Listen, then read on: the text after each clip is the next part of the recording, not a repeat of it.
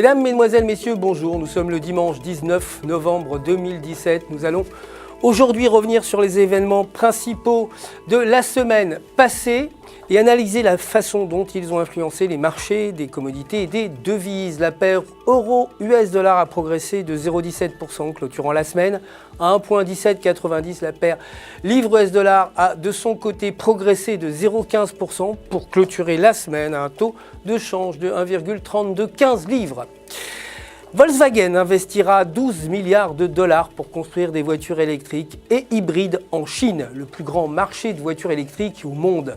La Chine représente près de la moitié de tous les utilisateurs de véhicules écologiques dans le monde et dans son communiqué, Volkswagen et ses partenaires ont dit vouloir fabriquer 40 nouveaux modèles d'ici 2025. Le premier des nouveaux modèles entrera sur le marché chinois dès l'année prochaine.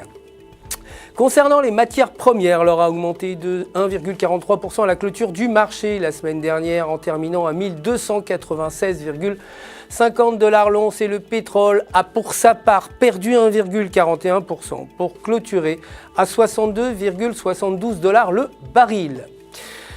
Le milliardaire Bill Gates planifie de construire une ville intelligente en Arizona. Son entreprise d'investissement a récemment acheté 25 000 acres en Arizona et la communauté planifiée s'appellera Belmont et comprendra 80 000 unités résidentielles, 3 800 acres pour des bureaux, des espaces commerciaux et des magasins de détail et 470 acres pour la construction d'écoles publiques.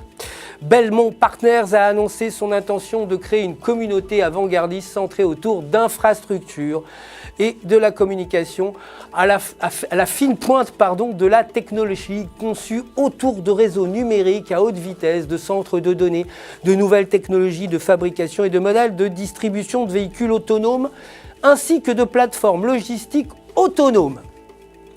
Pour terminer les indices, le Dow Jones a clôturé la semaine en baisse de moins 0,43%, atteignant une valeur de 23 358,24 points. Le S&P 500 a également perdu 0,26% pour atteindre la valeur de 2578,85 points. Et enfin, le Nasdaq a légèrement baissé de 0,15% pour clôturer la semaine à la valeur de 6782,79 points.